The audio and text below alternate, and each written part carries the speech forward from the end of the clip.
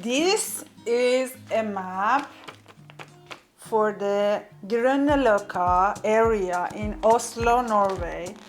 Here where my jewelry store gallery located.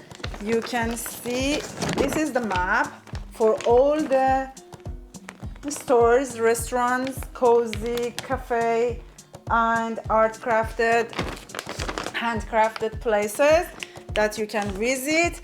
Here, this map, it shows you all the area. You can see when you are visiting Norway, Oslo, this is one of the most places to visit, all the old building and more than 25 places listed in here.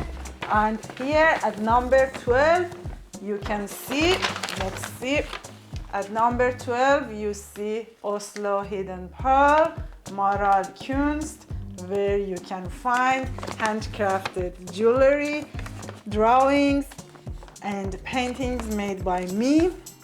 And the jewelry is, of course, my collection from others. And I also do pop-up jewelry experience workshop.